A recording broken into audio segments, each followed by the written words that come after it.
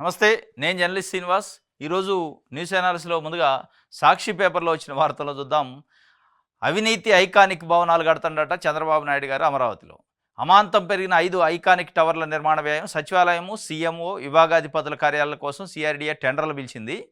చదరపు అడుగుకి ఒక స్క్వేర్ ఫీట్‌కి రూ. 8,981 ఖర్చు చేస్తున్నట. రూ. 8,981 ఏకంగా రూ. 4,688 కోట్ల ఖర్చు. 2018లో ఈఏ టవర్ల నిర్మాణానికి 2,271 కోట్లకు అప్పగింత. నాడు చదరపు అడుగు 4,350 కోట్లు రూపాయలు మాత్రమే. అంటే 2018లో 2,270 కోట్ల ఖర్చుతోని ఐకానిక్ టవర్స్కి టెండర్లు పిలిస్తే ఇవాళ 2025కి వచ్చేటాలకి 8,981 కోట్లు, అంటే దాదాపు 9,000 కోట్లు, అంటే 4 రెట్లు పెంచేశారు.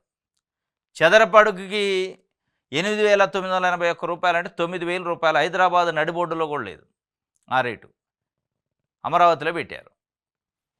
దీంట్లో పెద్ద ఎత్తున అవినీతి జరిగిందనేది సాక్షి పేపరు. అవినీతి ఐకానిక్. ఢిల్లీ పోయిండు చంద్రబాబు నాయుడు గారు. ప్రధానమంత్రి నరేంద్ర మోడీ గారిని అమరావతి పునర్శంకుస్థాపనకి పిలవటానికి. ఈ పునర్శంకుస్థాపన అనేది నాకు తెలిసి దేశంలో మొట్టమొదటిసారి అనుకుంటా. అంటే శంకుస్థాపన చేసిందాన్ని మళ్ళీ శంకుస్థాపన చేయడం. దేనికి అసలు శంకుస్థాపన? మళ్ళా ఇప్పుడు మోడీ గారు 2014-19 మధ్యలో చంద్రబాబు నాయుడు గారు ముఖ్యమంత్రిగా ఉన్నప్పుడు వచ్చిండు, శంకుస్థాపన చేసిపోయిండు.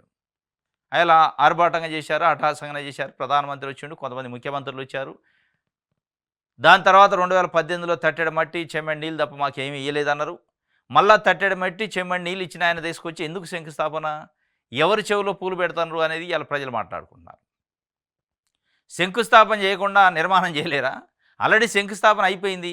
ఇక దాన్ని మధ్యలో స్టాప్ అయింది. జగన్మోహన్ రెడ్డి దాన్ని వదిలేసిండు. 3 రాజధానులని ఆయన చెప్పిండు. మీరు ఆల్రెడీ దానికి కట్టుబడి ఉన్నారు కదా. ఇక దాంట్లో మళ్ళీ శంకుస్థాపన దేనికి, ఏంది అవసరం అంటే పబ్లిసిటీ స్టంట్. మళ్ళా చంద్రబాబు నాయుడు గారు వచ్చిండు, అమరావతి అవుతుంది, శంకుస్థాపన అవుతుంది, అభివృద్ధి అయ్యేదెంత పోయేదెంత, కానీ ఈ పబ్లిసిటీ స్టంట్కే సగం సమయం అయిపోతుంది. మొత్తానికి పబ్లిసిటీ స్టంట్తో పాటు మొత్తం వాల్యూస్ అంచనాలు పెంచుతున్నారు.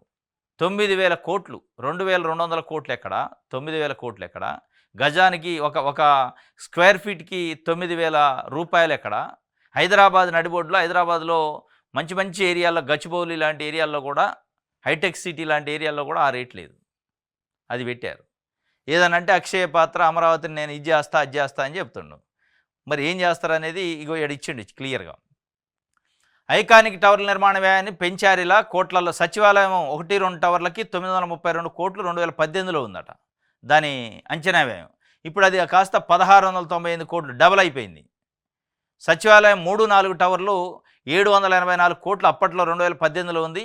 అది కాస్త 1,482 కోట్లు అయింది, డబల్ అయింది అది కూడా. ముఖ్యమంత్రి విభాగాధిపతుల కార్యాలయంలో 554 కోట్లు ఉంటే అప్పుడు ఇప్పుడు 1,007 కోట్లు ఉంది. కాంట్రాక్ట్ విలువ పెంచేశారు 2025. సరే, ఈ పెంచుడు ఇదంతా ఒక కథ. దీని వెనక కమిషన్లు ఉన్నాయని, మొబిలైజేషన్ అడ్వాన్సులని, ముందు మొబిలైజేషన్ అడ్వాన్సులు ఇచ్చి దాంట్లో కమిషను అది అని ప్రతిపక్షాల ఆరోపణలు కొన్ని పత్రికలు రాస్తున్నాయి. సరే, ఏదేమైనా అమరావతికి పునర్శంకుస్థాపన ఏం అవసరం? మరి పునర్శంకుస్థాపనలో మోడీతోనే 1,00,000 కోట్లు అనౌన్స్ చేపిస్తారా? లేదా 77,000 కోట్లు ఇప్పుడు అమరావతికి అవసరం నిర్మాణం చేయడానికి అంటున్నారు. అదే ఏమన్నా వస్తుందా? నిజంగానే అది వస్తే పునర్శంకుస్థాపన కాదు, మళ్ళీ పునర్శంకుస్థాపన చేసినా ఇబ్బంది లేదు. రాష్ట్రానికి 1,00,000 కోట్లు, 70,000 కోట్లు, 80,000 కోట్లు వస్తున్నాయి. చంద్రబాబు నాయుడు గారు మోడీని పట్టుకొచ్చి ఇప్పించిండు అని చెప్పుకోవడానికి. మళ్ళా తట్టెడ మట్టి చెంబెడ నీళ్ళ కథ చెప్పే వాతావరణం ఉన్నప్పుడు వచ్చినా ఒకటే రాపోయినా ఒకటే దాని పనులు స్టార్ట్ చేసుకోవచ్చు. దానికి ఇంకా శంకుస్థాపన ఎందుకు? మళ్ళీ ఆల్రెడీ అయిన శంకుస్థాపన మళ్ళీ చేయాల్సిన అవసరం లే. ఒక ఇల్లు మనం కడుతున్నాం అనుకో, శంకుస్థాపన చేస్తాం, అనివార్య కారణాలతో ఒక 2 ఏళ్ళు ఆగిందనుకో, మళ్ళీ శంకుస్థాపన చేస్తారా? అదే పునాదులు ఉంటాయి, అదే కొలతలు ఉంటాయి, మళ్ళీ కట్టుకుంటారు. మరి ఇదంతా ఒక పబ్లిసిటీ స్టంట్ లెక్క ఉంది తప్ప ఇక్కడ ముందు పడేటట్లేదు, అది లేదు. ఏమన్నా చంద్రబాబు నాయుడు గారు మరి మోడీ గారి దగ్గర పోయి ఇది అమరావతి అక్షయ పాత్ర అంటాడు. అక్షయ పాత్ర అంటే బిల్డింగ్లలో ఇట్లల్లో కాంట్రాక్ట్ విలువ పెంచుకోవడానికి అక్షయ పాత్ర, లేదా మోడీ అమిత్ షా పట్ల పోలవరం చంద్రబాబు నాయుడు గారికి ఏటీఎం అన్నాడు, అట్లాంటి అక్షయ పాత్ర అమరావతి కూడా అనేది ఒక వాదన. మొత్తానికైతే వస్తాడట మోడీ గారు 2వ తారీఖు. నేను ఆహ్వానం ఇచ్చారు. ఆ 2వ తారీఖుకి మరి వస్తారా రాడా అనేది అప్పటికి తెలవాలి. ఎందుకంటే కొద్ది పహల్గామ్ ఇష్యూ ఇది ఉంది కాబట్టి చెప్పలేం. సరే వచ్చినా రాకపోయినా అక్కడుండి ఆయన అనౌన్స్ చేయొచ్చు. డబ్బులు ఇచ్చేది ఉంటే అమరావతికి ఒక 70,000-80,000 కోట్లు ఇస్తా అంటే మంచిది. ఇంకోటి మాజీ మంత్రి విడుదల రజని ఆమె పిఏ రామకృష్ణకు హైకోర్టులో ఊరట వచ్చిందట. సెక్షన్ 35 సబ్సెక్షన్ 3 నోటీసులు ఇచ్చి వివరణ తీసుకోవాలని ఏసీబీకి ఆదేశం, పలు షరతులు విధించిన కోర్టు. విడుదల గోపికి ఏమో రిమాండ్ చేశారు వీళ్ళ మరిది. అంటే ఒక స్టోన్ క్రషర్ దగ్గర 2,20,00,000 రూపాయలు డిమాండ్ చేశారు. విడుదల రజని పిఏ, విడుదల రజని మరిది, ఇంకొక జాషువా అని ఐపీఎస్ ఆఫీసరు, పోలీస్ ఆఫీసర్ అని చెప్పి ఎఫ్ఐఆర్. ఆ ఎఫ్ఐఆర్ సంబంధించి హైకోర్టుకు పోయింది ఇంటరీమ్ బెయిల్ కోసం. పోతే అక్కడ 41A నోటీస్ అని గతంలో ఉండేది ఐపీసీ ఉన్నప్పుడు, ఇప్పుడు అది బిఎన్ఎస్ అయింది కాబట్టి 35(3) నోటీస్ ఇచ్చి స్టేషన్ బెయిల్ ఇచ్చి మిగతా ప్రొసీజర్ ఫాలో కమ్మన్నారు. ఇంకా అరెస్ట్ చేయడానికి వీల్లేదు. కాకపోతే ఆమె కొన్ని షరతులు విధించారు. ఎక్కడ పడితే అప్పుడు కేసుల గురించి మాట్లాడదు మీరు ఈ కేసు గురించి, ఎందుకంటే ట్రయల్లో ఉంది కాబట్టి, అంటే కోర్టులో ఉంది కాబట్టి అని చెప్పి ఇచ్చారు. మొత్తానికి ఆమెకు ఒక గుడ్ న్యూస్ వచ్చింది. మరి విడుదల గోపి కూడా ఎందుకు పోలేదో ఇంటరీమ్ బెయిల్కి తెలియదు, కానీ పిఏను ఆమె ఇద్దరు పోయారు. వాళ్ళిద్దరికి రిలీఫ్ వచ్చింది. అరెస్ట్ అయ్యే అవకాశం లేదు, రిమాండ్ లేదు. ఇక డైరెక్ట్గా వాళ్ళు కోర్టులో ఫేస్ చేయటమే కేసుని. ఇది ఒక వార్త అయితే, ఇంకోటి మదనపల్లి ఫైల్స్ దగ్ధం కేసులో సిఐడికి చుక్కెదురైందట. మాధవరెడ్డి రిమాండ్ను తిరస్కరించిన సిఐడి కోర్టు సరైన సపోర్టింగ్ డాక్యుమెంట్లు కావాలన్న న్యాయస్థానం. హైకోర్టు తొందరపాటు చర్యలు వద్దన్న పోలీసులు అత్యుత్సాహం చూపిస్తున్నారు. మదనపల్లి ఫైల్స్ దగ్ధం కేసులో నిన్న మాధవరెడ్డి అని ఒక పారిశ్రామికవేత్తను అరెస్ట్ చేశారు పోలీసులు. ఆయనే దీనికి కారణం. ఆయన ఇంట్లో కొన్ని రెవెన్యూ రికార్డులు ఉన్నాయి, అసలు నీ ఇంట్లో రెవెన్యూ రికార్డులు ఎందుకు ఉన్నాయనే ఉద్దేశంతోనే సిఐడి పోలీసులు అరెస్ట్ చేసి కోర్టు ముందు ప్రొడ్యూస్ చేశారు, మేజిస్ట్రేట్ ముందు. రిజెక్ట్ చేసిండు. బేస్ లేదు, దీంట్లో అరెస్ట్ చేయాల్సినంత, రిమాండ్ చేయాల్సినంత పెద్ద కేసు కాదు, దీనికి సంబంధించిన డాక్యుమెంటరీ ఎవిడెన్స్ లేదు కాబట్టి రిమాండ్ని రిజెక్ట్ చేస్తానంటే ఆయన వెళ్ళిపోయిండు ఇంటికి, ఆయన్ని పంపించేశారు. ఇది సాక్షికి సంబంధించి దిశ పేపర్ చూద్దాం. ఉగ్రవాదంపై పోరులో అండగా ఉంటాం, కేంద్రం ఏ నిర్ణయం తీసుకున్నా ఏపీ ప్రభుత్వం ప్రజలు మీతోనే ఉంటారు. ప్రధాని మోడీని కలిసి సంఘీభావం తెలిపిన సీఎం చంద్రబాబు. రాజధాని నిర్మాణ పనులు పునః ప్రారంభానికి ఆహ్వానం అంగీకరించిన ప్రధాని. రాజధాని అభివృద్ధి పనులు వివరించిన సీఎం ఉగ్రవాదంపై పోరులో అండగా ఉంటామని చెప్పి, కేంద్రం ఏ నిర్ణయం తీసుకున్నా మేము ఏపీ ప్రభుత్వం ప్రజలు మీతోనే ఉంటాం అన్నారు. ఉండాలి కూడా. ఇది ఒక చంద్రబాబు నాయుడు గారు కాదు, రాహుల్ గాంధీతో సహా కాంగ్రెస్ పార్టీతో సహా అన్ని దేశంలో ఉన్న పార్టీలు కేంద్రానికి మేము అండగా ఉంటాం ఈ విషయంలో అని చెప్పినాయి. కాబట్టి చంద్రబాబు నాయుడు గారు ఉండటంలో పెద్ద ఆశ్చర్యమే లేదు, ఎందుకంటే కూటమిలో భాగస్వామి కాబట్టి ఆయన. శాంతి భద్రతల్లో రాజీ లేదట, అసాంఘిక కార్యకలాపాలే ఉక్కుపాదం మోపుతాం, ఐజీ నుంచి కానిస్టేబుల్ వరకు స్పష్టమైన ఆదేశాలు ఇచ్చాం. ఉప ముఖ్యమంత్రి పవన్ కళ్యాణ్ పిఠాపురంలో 100 కోట్లతో అభివృద్ధి పనులకు శ్రీకారం. పవన్ కళ్యాణ్ గారి స్టేట్మెంట్లు ఇస్తారు అప్పుడప్పుడు, రాజీ పడను, తాట తీస్తా, తోలు తీస్తా, తొక్క తీస్తా అని. ఇప్పుడు ఆయన కాన్స్టిట్యున్సీ హెడ్ క్వార్టర్ మండలంలోనే మన దళితుల్ని ఎలేశారు. మరి దానిపైన రాజీ లేని పోరాటం చేయాలి కదా, రాజీ లేదంటాడు. దానిపైన ఏమైనా చర్యలు ఉంటాయా, దానిపైన ఏమైనా ఆరా తీసిండంటే ఏం లేదు. తిరుపతిలో ఆయన పార్టీకి సంబంధించిన నాయకుడు ఒక ఆయన ఆస్ట్రేలియాలో సిడ్నీలో ఉండే ఒక అతను ఎన్ఆర్ఐకి సంబంధించి ఫ్లాట్ని కబ్జా చేసిండు. ఆయన సెల్ఫీ వీడియో తీసి పెట్టిండు. మా చెప్పుతోని మేమే కొట్టుకుంటున్నాం పవన్ కళ్యాణ్కి చంద్రబాబు నాయుడు గారు కోటేసినందుకు అని చెప్పి. మరి వాటిలలో రాజీ పడ్డరా అనేది ఇప్పుడు ప్రశ్న. ఇంకోటి, అన్నపై 100 కోట్ల పరువు నష్టం దావా చేసిండట కేసినేని నానికి. లీగల్ నోటీసులు పంపిన ఎంపీ చిన్ని, విజయవాడ ఎంపీ కేసినేని చిన్ని వాళ్ళ అన్న కేసినేని నానికి లీగల్ నోటీసు పంపించిండు. మొన్న ఊర్సా, మరి ఊర్సానా ఆర్సానా 2 రకాలు రాస్తున్నది. ఉత్తొత్త కంపెనీ ఊర్సాకి 60 ఎకరాల భూమి 3,000 కోట్ల రూపాయలు ఇచ్చారు. దాంట్లో అబ్బూరి సతీష్ అని ఉండు డైరెక్టరు. ఆ డైరెక్టరు ఈ చిన్ని ఇద్దరు క్లాస్మేట్స్ అటు ఇంజనీరింగ్లో, చాలా క్లోజ్ ఫ్రెండ్స్. వీళ్ళిద్దరు కలిసి చాలా వ్యాపారాలు చేస్తున్నారు. 21st సెంచరీ అడ్వెంచర్స్ ఏదో పెట్టి మోసం చేశారు ప్రజల్ని. ఇవన్నీ ఆయన కొన్ని చెప్పిండు. దానిపైన పరువు నష్టం దావా చేసిండు. నన్ను అందులోకి లాగిండు, నాకు సంబంధం లేకుండా 100 కోట్ల రూపాయలు పరువు నష్టం దావా చేసిండట. నువ్వు 1,00,000 కోట్లు దావా చేసిండు, నేను ఆగను, నీ గురించి ప్రశ్నిస్తూనే ఉంటా అని వాళ్ళ అన్న చెప్తుండు. అది అన్నదమ్ముల పంచాయతీ. ఇంకోటి, జగన్ను రాజకీయాల్లో లేకుండా చేస్తాం, ముష్కర్ల కంటే వైసీపీ వాళ్ళు danger. BJP MLA Adinarayana Reddy ఘాటు వ్యాఖ్యలు చేసిండు. జగన్ అసలు రాజకీయాలను లేకుండా చేస్తారట ఆదినారాయణ రెడ్డి గారు. ముష్కర్ల కంటే కూడా పహల్గామ్లో జరిగిన ముష్కర్ల దాడింది కదా, వాళ్ళకంటే డేంజర్ అట. ఇప్పుడు డేంజర్ ఎవరు అనేది ప్రజలు ఓట్లేసే ప్రజలు చెప్పాలి, మీరు కాదు చెప్పాల్సింది. పార్టీలు మారే నాయకులు కాదు చెప్పాల్సింది. ఇదే ఆదినారాయణ రెడ్డి 2014లో ఏ పార్టీలో ఉండు, వైఎస్ఆర్సీపీ. తర్వాత చంద్రబాబు నాయుడు పిలిస్తే జాయిన్ అయ్యిండు, మంత్రి పదవి తీసుకుండు. మళ్ళీ టీడీపీలో ఉన్నాడా, అట్లా ఆగిండా, మళ్ళీ ఇప్పుడు బీజేపీ. జమ్మలమడుగు ఎమ్మెల్యే. ఇప్పుడు బీజేపీ అయింది. రేపు ఒకవేళ వైఎస్ఆర్సీపీయో లేకపోతే ఇంకో పార్టీ వస్తే, వైఎస్ఆర్సీపీయో ఇంకో పార్టీ వచ్చిందనుకో మళ్ళీ అందులోకి పోతాడు. అప్పుడు ఏం చెప్తారు? చంద్రబాబు నాయుడుగా ముష్కల కంటే డేంజర్ అంటాడు. అంటే మీరున్న పార్టీని బట్టి అవతలోళ్ళ క్యారెక్టర్ ఉండదు. అవతలోళ్ళ క్యారెక్టర్నే ఉంటుంది, కానీ అవతలోళ్ళ వ్యక్తిగత జీవితం వాళ్ళ యొక్క మంచి చెడు అనేది దాన్ని బట్టి ఉంటుంది. కానీ మీరు పార్టీలు మారారు కాబట్టి అవతలోడు చెడ్డోడు అని చెప్పే ప్రయత్నం ఆదినారాయణ రెడ్డి చేస్తాడు. ఇదే జగన్మోహన్ రెడ్డి దగ్గరగా మీది ఉంది. ఆ నుంచి మంత్రి పదవి కోసం పార్టీ మారుతారు కదా తెలుగుదేశం పార్టీలోకి. ఆ నుంచి మళ్ళీ తెలుగుదేశం పార్టీలో టికెట్ రావట్లేదని బీజేపీలో జాయిన్ అవుతారు కదా. ఇవాళ బీజేపీలో ఉన్నారు కాబట్టి, కూటమిలో ఉన్నారు కాబట్టి జగన్మోహన్ రెడ్డి ముష్కర్ల కంటే డేంజరు, ఆయన రాజకీయంలోకి లేకుండా చేస్తారా అంటే వాళ్ళు వచ్చిండు అనుకో, మళ్ళీ 2029కి ఎన్నికల్లో గెలిచి ముఖ్యమంత్రి అయింది అనుకో, మళ్ళీ ఇలా ఉరుకులు పెట్టుకుంటారు అది కండవ కప్పుకోవడానికి. అంటే ఏననే కాదు, రాజకీయ నాయకుల లక్షణం అది. ఎంతమంది లేరు ఇలా వైఎస్ఆర్సీపీలో క్యాబినెట్లో మంత్రులు చేసిన వ్యక్తులు ఇలా తెలుగుదేశం పార్టీ క్యాబినెట్లో మంత్రులు ఉన్నారు. ఆనం రామనారాయణ రెడ్డి వైఎస్ఆర్సీపీలో ఉన్న మొన్నటి వరకు, పారసారథ రెడ్డి మంత్రిగా ఉండు అందులో క్యాబినెట్లోనే, వీళ్ళంతా అందులో లేరు. కృష్ణదేవరాయలు, లావు కృష్ణదేవరాయలు వైఎస్ఆర్సీపీ ఎంపీగా ఉన్నాడు. ఇట్లా చాలామంది ఉన్నారు. నెల్లూరు ఎంపీగా రాజ్యసభ మెంబర్గా మొన్నటి వరకు ఉండే వేమిరెడ్డి ప్రభాకర్ రెడ్డి. వీళ్ళంతా వైఎస్ఆర్సీపీలో ఉన్నప్పుడు చంద్రబాబు నాయుడు గారిని కూడా ఇదే కామెంట్లు చేశారు. ఇవాళ చంద్రబాబు నాయుడు గారి అధికారంలో ఉండదు కాబట్టి ఆయన చేయకుండా ఆపోజిట్ ఉన్న ఆయన కామెంట్ చేస్తారు. కాబట్టి కామెంట్ అనేది మీరు ఉన్న పార్టీని బట్టి, మీరు పార్టీ మారారు కాబట్టి ఉండదు, వ్యక్తులను బట్టి ఉంటుంది, లేకుండా చేస్తారట. జగన్ కానీ, చంద్రబాబు నాయుడు కానీ, పవన్ కళ్యాణ్ గారని, లేదా ఆదినారాయణ రెడ్డి కానీ ఎవరినైనా రాజకీయాలు లేకుండా చేయాలంటే ప్రజలు చేయాలి, కానీ ఆదినారాయణ రెడ్డి ఒక్కడు చేయలేడు. ఆయనకేం లక్ష ఓట్లు ఉండవు, ఒకటే ఆయనకు ఉండేది కూడా. చేస్తే గీస్తే జగన్ కానీ ఇంకొక నాయకుడిని కానీ, నాయకుడిని ప్రజల్లో లేకుండా, రాజకీయాల్లో లేకుండా చేయాలంటే జనమే చేయాలి, ప్రజలే చేయాలి. రైట్, ఇది ఒక వార్త దిశకు సంబంధించి. ఆంధ్రజ్యోతి ఏడు ఒక యాడ్ ఇచ్చారు. మత్స్యకారుల సేవలో ఇచ్చిన హామీ నిలబెట్టుకుంటూ మత్స్యకారుల సేవలో వేట నిషేధాల భృతి నిషేధకాల భృతి 10,000 నుంచి 20,000కు పెంచారట. గంగపుత్రులకు వేట నిషేధకాల భృతి పంపిణీ కార్యక్రమం మత్స్యకారుల సేవలో పథకానికి గౌరవ ముఖ్యమంత్రి ఇది ఏంది యాడు? దేనికి పేజీలు యాడు? జీతాలు ఇవ్వడానికి డబ్బులు లేవు, లక్షల కోట్లు అప్పులైనాయి. మత్స్యకారుల సేవలో నువ్వేదో ఇది జగన్మోహన్ రెడ్డి పెట్టిన స్కీము, మత్స్యకారులను నేస్తామని పెట్టిండు ఆయన. అంటే మత్స్యకారులు ఒక 2 నెలలు వేటకు పోరు కాబట్టి నిషేధం ఉంటుంది కాబట్టి ఆ టైంలో వాళ్ళు జీవనం ఇబ్బంది అవుతుంది కాబట్టి భృతి కింద 10,000 రూపాయలు ఇచ్చేది ఒక మత్స్యకారుడికి.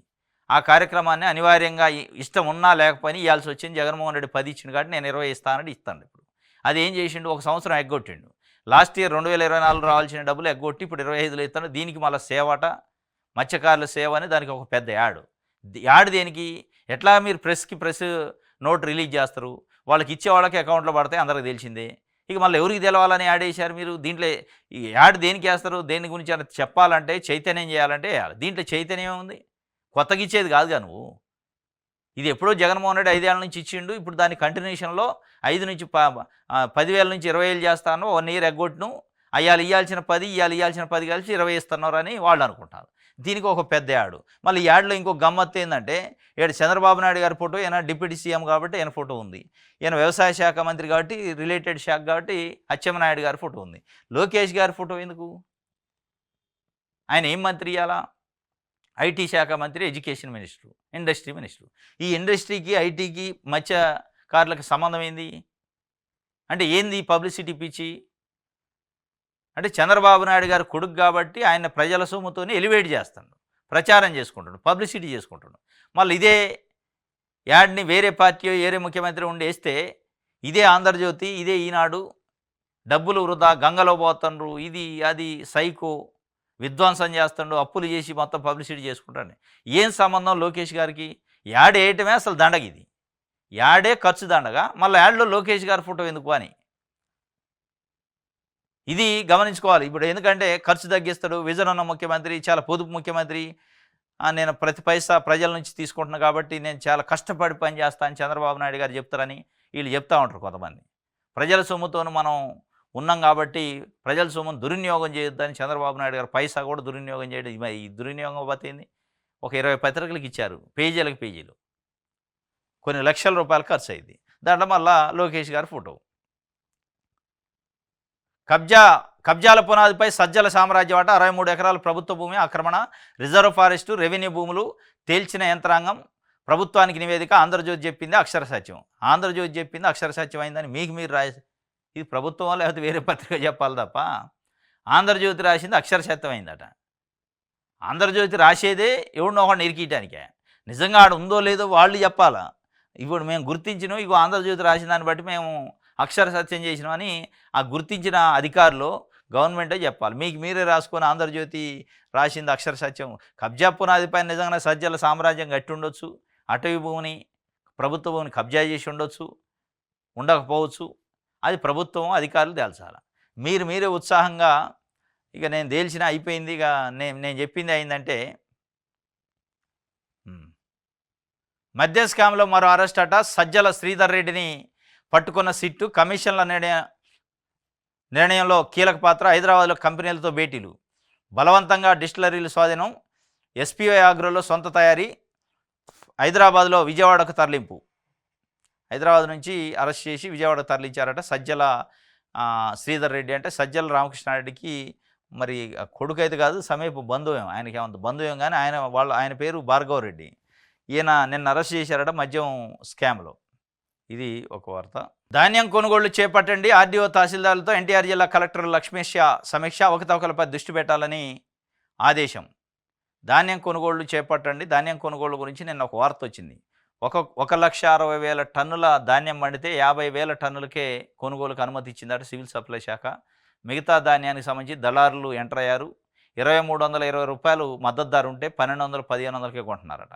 కొని వాటిని ఏం చేస్తారు, ఇదే రైతుల పేరుతో మళ్ళీ అక్కడ మిల్లులకు అమ్ముతున్నారు, దళారులు జేబులు నిండుతున్నాయని ఒక వార్త వచ్చింది. దానిపైన నిన్న కృష్ణా జిల్లా కలెక్టరు సమీక్ష చేసింది. తక్కువ ధరకు విక్రయించవద్దు మేము అని చెప్తుండ్రు. దోపిడీ తీరు జరుగుతున్న తీరు ఇది అని చెప్పి పవన్ కళ్యాణ్ గారు, లోకేష్ గారు, అచ్చెన్నాయుడు గారు, చంద్రబాబు నాయుడు గారు మత్స్యకార సేవలో ఉన్నారట. ఆ సేవలో ఉంటే ఉన్నారు కానీ యాడ్లు ఎందుకు దండగా. అక్షయ పాత్ర అమరావతి ప్రధానికి వివరించిన సీఎం చంద్రబాబు. పునః ప్రారంభానికి రావాలని మోదీకి ఆహ్వానం. రాజధాని నిర్మాణంపై ప్రజెంటేషన్. తన ఆలోచనలు పంచుకున్న ప్రధాని పచ్చదనం విస్తరణకు పెద్దపీట వేయాలని సూచన. అక్షయ పాత్ర అమరావతి ఇది ఎప్పుడో చెప్తారు, 2014-16 ప్రాంతంలో ఆహ్వానించినప్పుడు కూడా ఇదే చెప్తుంది. మళ్ళీ రాజధాని గురించి వివరించేది కొత్తగా ఏముంది. ఆయనే వచ్చా, మట్టి ఇచ్చా, చెమ్మడి నీళ్ళు ఇచ్చా, తట్టెడ మట్టి ఇచ్చిపోయా, ఆయన తెలవంది ఏముంది అందులో. ఆహ్వానం పలికిండట, ప్రధానికి వివరించిండట సీఎం చంద్రబాబు నాయుడు గారు. పునః ప్రారంభానికి రావాలని మోదీకి ఆహ్వానం. ఇది పెద్ద జోక్ అనమాట. ప్రారంభం ఒకసారి చేస్తారు, మళ్ళీ చేయరు. ఆ ప్రారంభాన్ని పట్టుకొని స్టార్ట్ చేయాలి వర్క్. మళ్ళీ పోయి అక్షయ పాత్ర సార్ అమరావతి అంటే ఆయన చేసిందేనే, ఆయన మర్చిపోతాడు. మీరు చేసిన విమర్శలు, మీరు చేసిన దాడి మామూలుదా. చెమ్మెడి నీళ్ళు తట్టెడు మట్టి, చెమ్మెడి నీళ్ళు తట్టెడు మట్టి అని దేశం అంతా తిరిగి నల్ల సొక్కాలు వేసుకొని చెప్పాను. అమరావతి అంత ఈజీగా మర్చిపోతారు ఆయన.